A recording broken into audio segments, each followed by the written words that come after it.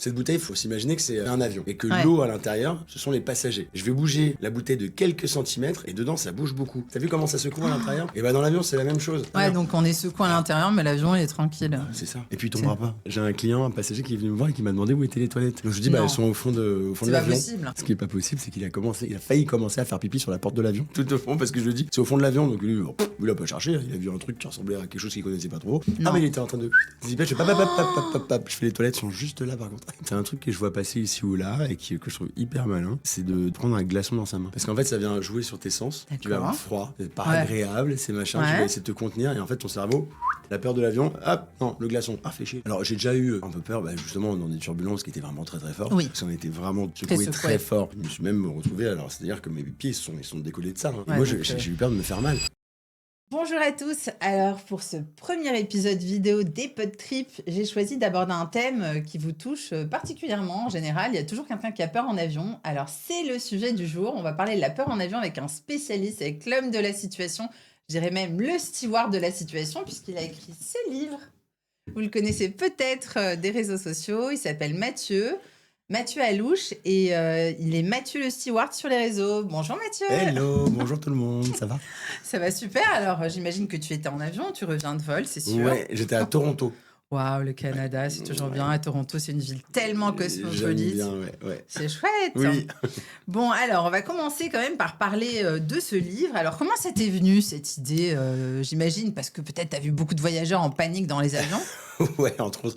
Je pense que c'était la suite logique, entre guillemets, des vidéos que je proposais sur les réseaux sociaux, où j'essaie de rassurer un petit peu toutes les personnes qui ont peur, ou de guider les gens qui ont envie de devenir hôtesse ou steward, ou tout simplement répondre aux questions que les gens qui prennent l'avion peuvent se poser. Donc ça parle un petit peu à tout le monde. Tout bêtement, c'est Francis qui travaille chez Gallimard, qui m'a contacté, qui est pote avec un pote journaliste que je connaissais dans une autre vie. Donc il m'a dit, t'as déjà pensé à faire un bouquin? Je lui dis, alors écoute, c'est marrant parce qu'il y a une dame qui m'a contacté, qui m'a proposé des rendez-vous pour faire un bouquin sur la peur en avion. Une fois, 2 fois, 3 fois, et à chaque fois, elle a annulé le rendez-vous. Je lui dis, oui, moi je suis partant, mais je me sens pas hyper légitime quand même. Enfin, écrire un livre, c'est pas rien. Il m'a dit, t'inquiète, on va t'accompagner, on va t'aider et ça, machin. Donc on a bossé ensemble sur une note d'intention. Et après, ça s'est fait. On a écrit ce livre sur quasiment une année entière. Et j'en suis ravi, j'en suis fier.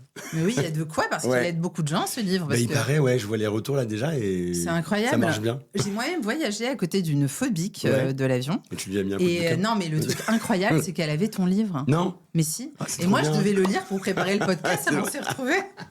Toutes les deux. D'ailleurs, elle me regardera sûrement parce qu'elle attend avec impatience le podcast. Coucou. Et elle s'est assise et elle s'est mise à pleurer littéralement à côté de moi, tellement elle avait peur. Ça arrive, Donc, comment tu fais quand tu as un passager comme ça? Qu'est-ce que tu lui dis? Parce que c'est surtout ça le problème, avoir un petit peu peur. On est tous un petit peu peur. Oui, tout le monde a une petite appréhension. Mais ceux qui sont comme ça tétanisés, franchement, c'est désemparant.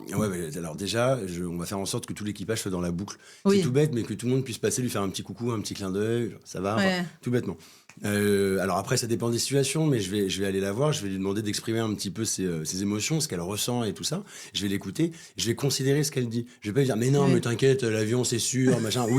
Oui, factuellement, l'avion c'est un moyen de transport hyper méga safe. Voilà. Oui, tu le dis bien dans ton livre d'ailleurs. Mais quand t'as peur, t'as peur. Enfin, à un moment donné, c'est comme irrationnel. moi, ma phobie, c'est les migales. Voilà, les araignées, les trucs, c'est bien, on n'en voit pas tous les jours. Non, ça va. Mais par exemple, moi, mon côté irrationnel, c'est que j'ai peur qu'elle me saute dessus, qu'elle me mange, que si je l'écrase, ses enfants et sa famille. Des trucs atroces, quoi, des films d'horreur. C'est pas cohérent du tout. Donc en fait, je comprends, j'écoute. Et il va y avoir plein de trucs. Je vais lui proposer de travailler sur sa respiration. Je vais lui proposer de faire autre chose, penser à autre chose, de visualiser peut-être son voyage, de faire appel à ses sens. Ça, c'est hyper bien quand t'as peur en avion. Essaie de penser à ton voyage. Quelle température il va faire où tu vas aller, qu'est-ce que tu vas ressentir, les odeurs, tu vas peut-être aller, je sais pas, en Inde, peut-être en Égypte, enfin je sais pas, il y a des odeurs de bouffe et des trucs comme ça, le toucher, les sensations, enfin voilà, on va essayer de jouer sur les sens. Je vais lui proposer de faire un dessin, un coloriage, je vais essayer de prendre ce qu'elle a dans la tête là et de le mettre un petit peu ailleurs. Et en général, c'est déjà.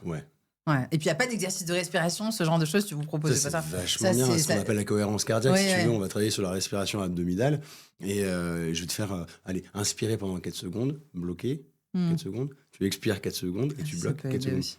Tu fais ça sur quelques minutes et ça va t'apaiser énormément. Et ça, c'est bien pour toutes les situations un peu stressantes. Même avec les migales, tu le fais. Même avec les migales. Dès que j'envoie, je fais attends, avant de me sauter dessus, avant de me sauter à la gorge, laisse-moi respirer. C'est très important. Bon, et ça vient d'où cette peur en avion? Parce que En l'occurrence, cette fille, c'est parce qu'elle avait eu une espèce de trou d'air à un moment et puis elle a fait un blocage. Ouais, alors déjà, J'ai demandé. je te coupe la parole tout de suite. C'est pas les bien, trous d'air, on ça dit n'existe pas. Oui, non, mais elle m'avait dit Y a ça pas et je de trou répète, dans c'est l'air. pas bien. C'est vrai, t'as raison, je l'ai dit, je me suis dit, il va me dire c'est pas bien, parce Après, que oui, tu c'est le cette dis. sensation de tomber. Eh ben, un petit elle, peu, c'était ça. Ouais. Mais en fait, elle a été traumatisée par un événement. Et très souvent, Ouais. ça va être le cas. Mm. Très forte turbulence ou quoi, Oui. qui vont faire qu'après, tu vas avoir super peur en avion. Mais alors, elle a peur en avion, en fait, ce qui serait intéressant de comprendre quand on a peur en avion, c'est d'où vient ta peur. Oui. Est-ce que tu as vraiment peur de l'avion? Et alors, très souvent, en fin de compte, les gens, ils n'ont pas peur de l'avion. Oui. C'est pas en voyant un avion qu'ils ont peur. Ouais, C'est vrai. autre chose. Tu peux être claustrophobe. Donc forcément, pendant 1 heure, 2 heures, 10 heures, 14 heures, tu vas être enfermé dans un tube de 70 mètres de long, avec plein de gens autour de toi. Ouais. Ça va pas aider. Tu peux être agoraphobe. La peur d'être avec tout plein de gens, tu vois. Tu as 350 passagers dans un avion. Tu vas être un petit peu mal. Voilà. Tu peux avoir peur de l'eau aussi. Moi, je travaille avec quelqu'un en ce moment. Sa femme prend l'avion sans aucun problème quand il s'agit de survoler la France, par exemple. Ouais. Mais alors, dès qu'il s'agit de passer au-dessus d'un océan, alors là, elle a fini. peur. Pourquoi? Parce qu'elle a peur de l'eau. Oui. Non, mais tu vois, donc Ouais, c'est la hyper double, important d'essayer de comprendre. cata, quoi. Mais ça peut venir d'autres Ouais. traumas aussi dans la vie qui n'ont rien à voir. Hein. Moi, je donne souvent l'exemple de cette fille qui m'a parlé sur les réseaux, sur Instagram, qui a compris qu'elle avait peur de l'avion parce qu'elle avait peur d'être enfermée. Pourquoi? Parce que quand elle avait 18-19 ans, elle était en couple avec un mec, un gros connard hyper toxique, Oui. qui l'enfermait chez elle. Genre, tu sors pas, tu vas pas voir tes potes. Et en Ouais. fait, ça l'a bloquée Ouais. pendant toute sa vie sur l'enfermement. Elle a travaillé là-dessus avec un psy ou une psy. Et maintenant, ça va mieux, elle a plus peur de l'avion. Parce qu'elle a guéri ce bobo, si tu veux, de cette relation toxique. Et maintenant, elle a plus peur en avion. Donc, quand il n'y a pas un choc dans un avion, un trauma, on va dire, qui ne dure pas grand-chose finalement, il y a un trauma psychologique, vraiment. Exactement. Et il faut aller le chercher, le truc. Donc, ce bouquin, moi, je le trouve super. Je l'ai lu. Oui, oui. Génial. Tu l'avais écrit? Mais en fait, bah oui, je te le confirme. Et il y a un moment où on travaille avec une amie qui est psy, Marianne Barnel, qui nous explique qu'il faut aller identifier sa peur. Est-ce qu'on est stressé, angoissé? En fait, il y a plein de peurs un peu différentes et il faut essayer de comprendre ce qu'on a nous. Ok, j'ai peur de l'avion, c'est une chose, mais derrière, révèle, qu'est-ce que ça vient révéler? Souvent autre chose. Peut-être que même ces gens qui ont peur après une forte turbulence, en fait, ça réveille quelque chose d'autre. Ah, c'est pas que... Exactement. Ouais, parce qu'on n'est pas obligé de développer une phobie après une forte turbulence, quoi. Mais tu peux avoir aussi la peur du lâcher prise. Enfin, pas la peur, mais en tout cas, tu as le manque de lâcher prise. La peur de prendre son envol. C'est ça. Enfin, tu vois. Donc en fait, le bouquin il est bien, il est carré, il y a tout, tout plein de trucs, plein de tips. Aussi. Mais je dis à un moment donné, il faut pas hésiter à aller faire une thérapie. Franchement, aller voir un psy ou une psy, c'est vachement bien, même quand ça va bien. Mais ça peut t'aider à aller mieux dans ta vie et si tu veux prendre l'avion. Et l'erreur que font presque tous les passagers alors qui prennent l'avion et qui ont déjà peur, qu'est-ce qu'ils font comme erreur classique que tu as remarqué? Alors j'ai remarqué un truc de ouf. Ils regardent les documentaires genre Air Crash ou des trucs comme ça. Mais c'est des grands, mais arrêtez de regarder ça. Non, mais sans déconner. Je connais tu vois ce que je veux dire? Mais ça aide pas. Parce que ton cerveau, en fait, il va garder ça en tête. Je connais une fille qui fait ça, c'est vrai, tu m'y fais penser. Et elle avait pris l'avion, elle était en nage pendant tout le vol. Bien sûr, parce que son cerveau... C'était un vol hyper turbulent. Voilà. Et elle m'a dit, j'ai regardé Air Crash, ça passait sur National Geographic, je crois. Et elle était tétanisée, quoi. Alors, je dis pas qu'il faut pas regarder ça. Ouais, mais je comprends pas pourquoi elle a fait ça, je t'avoue. Quand t'as peur, t'es vite. Hey, mais regarde sur Instagram, je regarde des araignées, tu vois. Ah ouais, c'est ça. Tu sais, t'es attiré par... en regardant le mal, ouais. Bon, ok, c'est particulier. C'est bizarre. Donc, il faut pas faire ça, t'as raison, je pense. Et qu'est-ce qui est vrai pour les turbulences? Alors, parce qu'on entend plein de choses, justement, l'histoire des trous d'air, c'est pas vrai, c'est pas une bonne expression. Mais il y a des gens qui imaginent que quand il y a les turbulences, l'avion, il peut tomber. L'avion, il tombera jamais à cause des turbulences. Oui. L'avion, il est fait pour voler. Mais vraiment, dans toutes les situations. L'avion, les ailes de l'avion ne vont pas se casser à cause des turbulences. Les ailes de l'avion, en fait, elles sont faites pour bouger. Alors, ça peut être impressionnant. Des fois, tu vas voir l'aile, elle va bouger. Mais c'est normal. En fait, c'est comme des amortisseurs de voiture. Il faut que ça bouge un petit peu. Si c'était tout raide, ça peut casser. Donc, voilà. On pense que l'avion bouge énormément, alors qu'en fait, il bouge que des quelques centimètres. Et tu me vois venir, j'ai ça à la main. Ah, la bouteille ça, c'est la bouteille magique. Non, mais elle est hyper magique parce que, en fait, cette bouteille, il faut s'imaginer que c'est un avion. Et que l'eau à l'intérieur, ce sont les passagers. C'est toi, c'est moi. Oui. Je vais bouger la bouteille de quelques centimètres et dedans, ça bouge beaucoup. Dans ce sens-là ou dans ce sens-là. Tu vois, je bouge de quelques centimètres. T'as vu comment ça secoue à l'intérieur? Et dans l'avion, c'est la même chose. On pense que l'avion, il fait les... non, mais en fait, juste il bouge. Voilà. Et en fait, regarde, ça secoue énormément à l'intérieur. Donc on est secoué à l'intérieur, mais l'avion, il est tranquille. C'est ça. Et puis, il tombera pas. Et puis, à ce moment-là, les pilotes, ils se disent juste, oh, ça secoue, on va mettre les consignes quand même pour attacher la ceinture.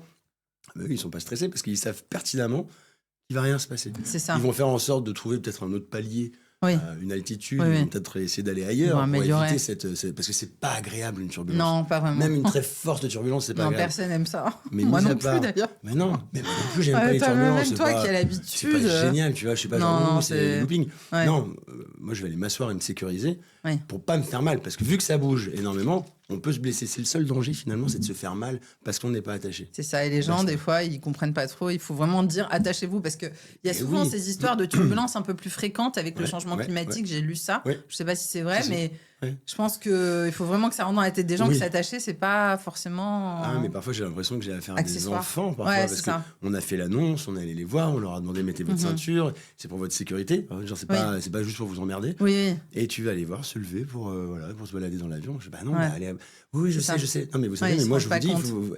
plus au bout d'un moment, c'est pas Oui. des enfants non plus. Oui. On l'a dit, il y a les consignes. après. Bon, c'est intéressant que La c'est terrible. responsabilité, Sauf que moi, ouais. derrière, s'il se fait mal, le mec, Ouais. ça va me faire perdre du temps, Oui, perdre oui, une bien ressource sûr, parce bien que je vais sûr. devoir.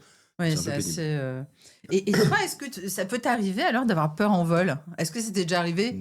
Alors, j'ai déjà eu un peu peur, justement, dans des turbulences qui étaient vraiment très très fortes. Oui. Parce qu'on était vraiment Très secoué secoué. très fort.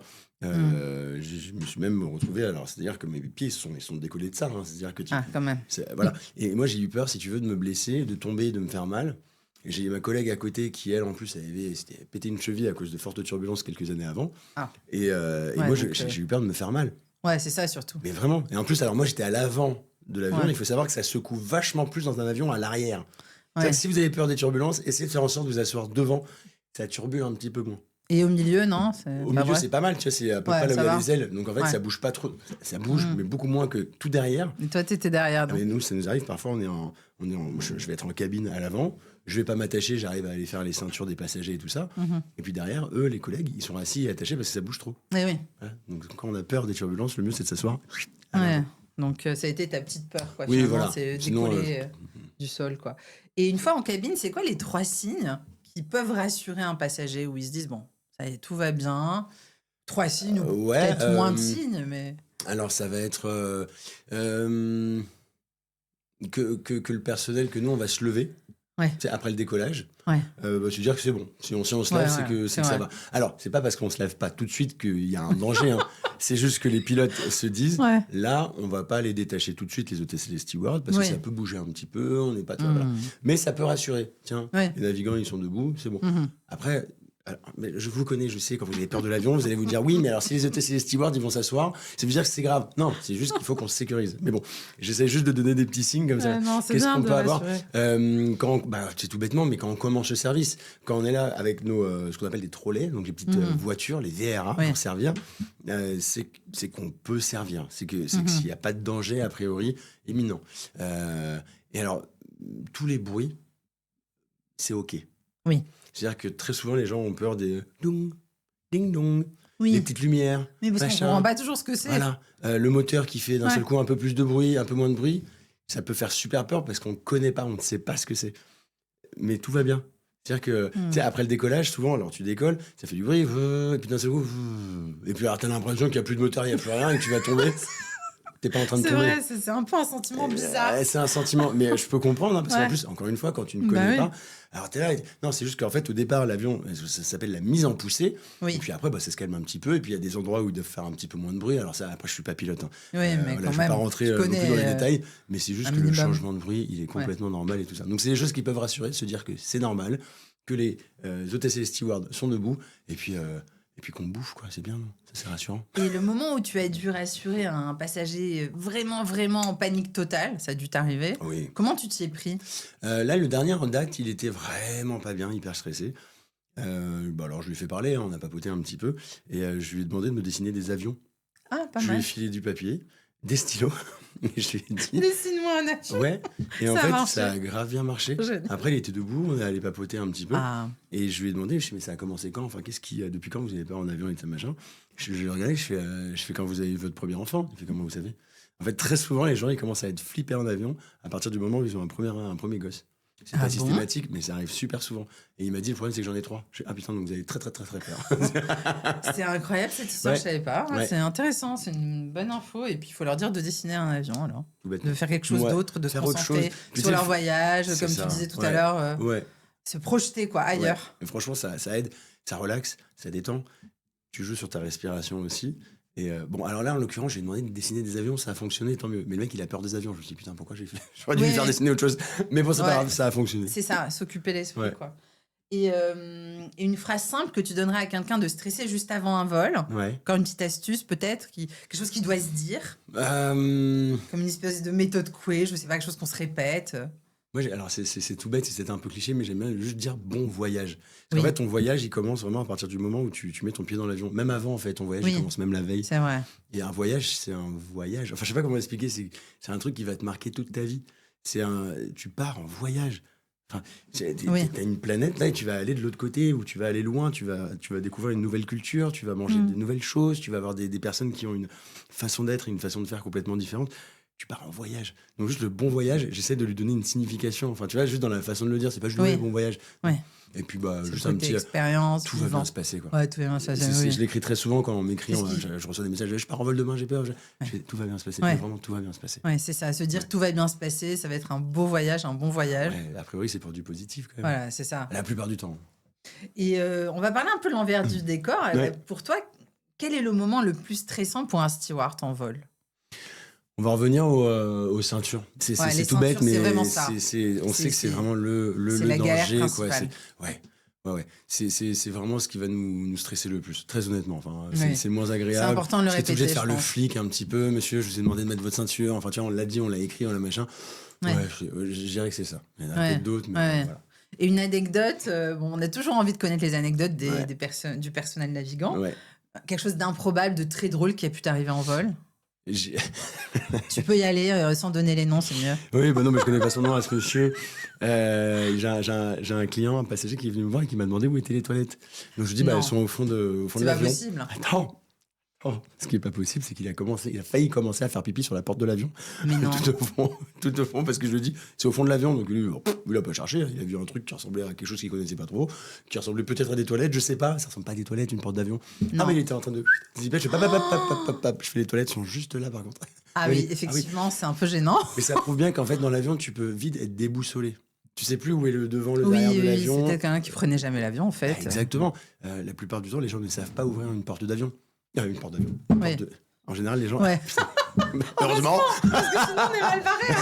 Je vais devenir phobique. Non, voilà, je suis phobique. Voilà, moi aussi, ça me fait peur. Non, les gens en général ne savent pas ouvrir les portes des toilettes des avions. Oui, parce que c'est en accordéon. C'est vrai, tu j'ai touches partout, remarqué plein de j'y arrive fois. pas, machin. En avion, tu peux vite être déboussolé, surtout quand tu le prends pas souvent ou que tu l'as jamais pris. Et donc, ce monsieur, je sais pas, peut-être qu'il était fatigué, peut-être que tu vois. Mais je sais pas, il a failli nous faire pipi sur la porte de l'avion. Dis donc. Il y en a plein des comme ça. Là, il faut avoir son self-control, il faut inspirer, expirer pour pas il faut pas juger, il faut pas... c'est difficile de rester calme. Et est-ce que tu as une astuce ultra rapide que les gens peuvent appliquer dès leur prochain vol ? Bon, on va encore revenir sur ces astuces, mais bon voyage, se mettre dans la disposition qu'on va passer une bonne expérience. Pour les gens qui sont vraiment stressés, qui veulent avoir plein d'astuces, qui se disent, allez, encore une de plus. Allez, une de plus que j'ai même pas écrit. Non, j'en ai jamais parlé en vidéo. Exclu. Trop bien, merci Mathieu. Je pense qu'on peut. C'est un truc que je vois passer ici ou là et que je trouve hyper malin. C'est de prendre un glaçon dans sa main. Ah oui. Parce qu'en fait, ça vient jouer sur tes sens. D'accord. Tu vas avoir froid, c'est pas agréable, c'est machin. Tu vas essayer de te contenir et en fait, ton cerveau. La peur de l'avion, hop, non, le glaçon. Ah, fait chier, j'ai froid. Pas mal. Donc, juste avant d'embarquer, on se dit, allez, prends un petit truc au bar. Ouais, exactement. Et je trouve que c'est magique. Ouais, pas bête. Puis le froid, ça calme un peu, ça apaise le côté. J'ai chaud, je stresse, je sue. Pas mal. À tenter. J'aime bien cette idée. Et pour ton guide, alors, où est-ce qu'on peut le trouver ? Dans toutes les bonnes crèmeries, j'ai envie de vous dire, ma bonne dame. Ou en ligne, sur mon compte Instagram, j'ai le lien pour le commander. Vous allez en librairie, c'est chouette d'aller en librairie. Mais oui. De quartier, comme ça on peut papoter un petit peu avec les libraires et tout, c'est chouette. Ça les encourage. C'est disponible aussi à la Fnac, sur Amazon, un petit peu partout. Donc, Maison d'édition Gallimard, en plus. Ouais, Gallimard, Voyage Gallimard. C'est prestigieux, Gallimard. J'en suis tellement fier et en même temps, je réalise toujours pas. Voilà, il est sorti il y a 2 mois et demi. Ouais. C'est trop bien. Sujet très porteur et ça fait du bien aux gens parce que Parce qu'il n'y avait pas ça. Moi, franchement, je ne savais pas comment rassurer les gens. Maintenant, je leur dis, Eh ben ouais, exactement. Et maintenant, j'ai Mathieu le steward Ouais, aussi sur non. les réseaux, parce qu'il faut quand même préciser que tu donnes beaucoup de conseils sur tes réseaux sociaux. Ouais, en fait, je donne énormément de conseils. Ça fait quasiment 7 ans que je fais ça. Enfin, un petit peu moins, mais en fait, parce que tu sais, au départ, je faisais des vidéos genre mes escales. Après, Oui. j'imitais des hôtesses, des stewards et des pilotes. Je faisais des sketchs et tout ça. Et en fait, alors, il y avait plein de réactions et tout, c'était cool, mais il y avait toujours des questions qui revenaient. Toutes les questions un peu que tu m'as posées là, tu vois, Oui, c'est ça récurrent. revenait un petit peu. Et en fait, de fil en aiguille, je me suis pris au jeu et je me suis dit, en fait, c'est tellement plus chouette d'être pédagogique que d'essayer d'être rigolo, en fait. C'est ça. Alors, du coup, j'arrive à peu près à faire les deux, il paraît. Oui, Et franchement, c'est il y a de un bonheur. l'autodérision dans ce que tu fais. À fond. Ouais, alors, il est très sérieux, ce bouquin, mais tu sais, je me prends pas au sérieux du tout. Oui, absolument. Tu sais, je suis pas chirurgien, je sauve pas des vies Oui. pour l'instant, donc ça va, on peut pas... Tu peux sauver quand même les vies de quelques phobiques qui pourraient faire un malaise. Ouais, et on est formé en tant qu'hôtesse et steward, c'est quand même notre formation initiale à assurer la sécurité, la sûreté, la survie aussi, et on est en fait, si tu veux, il n'y a pas de pilote, il y a pas de pilote dans l'avion. Non. Il n'y a pas de... Il Il n'y a pas de pompiers, il n'y a pas de policiers, Oui, il y a c'est pas de... Alors, il y a souvent des Vous médecins, êtes il y a quand même 80% de chances qu'il y ait un médecin à bord. Ça, c'est vrai Ça que... s'appelle rassurant heureusement. aussi. Oui. Bah oui, mais tu sais, il y a des gens qui ont peur, ça peut faire partie des peurs, de se dire, mais si je suis malade, si machin. Puis nous... Vous êtes formé au premier secours quand même. Formé au geste de premier secours, donc tu vois, c'est plein de choses que j'explique là-dedans qui peuvent rassurer les gens qui ont un petit peu peur en avion. Et puis pour comprendre, tout simplement. Bah ouais, mais ça marche aussi pour les curieux, tu sais. Voilà, c'est ça. Je réponds aux questions que les gens se posent en général. Quoi. Je viens de lâcher un postillon, je sais pas si tu l'as vu, je suis désolé, ça va faire un truc comme ça. T'inquiète pas. Ils sont chics ces stewards. Hein. Oh là là. Et quelle compagnie aérienne, on peut le dire ou pas? Ah non, je ne dis pas la compagnie pour laquelle je travaille. C'est pas grave. C'est pas que c'est interdit. Non, moi, on te verra peut-être en vol, qui sait. Ah oui, ça oui. Regardez-le, vous pouvez lui poser des questions si jamais... Vous croisez. Ouais, non, je le dis en off ici ou là, mais c'est vrai que je communique pas parce qu'en fait, j'aime bien juste parler de mon métier, de la corporation. Et puis parce que j'ai signé un devoir de réserve et de discrétion aussi. Je travaille pour une entreprise. Et en fait, t'es pas censé. Ouais, c'est vrai. Voilà, tu vois ce que je veux dire. Et ça, je tiens à respecter ça. Je me demandais pourquoi tu le disais pas dans ton livre. Maintenant, on sait au moins. Exactement. Et j'aime bien parce qu'en fait, toutes les personnes qui me suivent jouent le jeu. Et ça, genre, merci pour ça. Ouais, super. Merci beaucoup, Mathieu. C'était un super podcast. Et puis. On te voit bientôt sur les réseaux. Bah ouais, ou dans l'avion. Et voilà. Merci beaucoup. Ciao.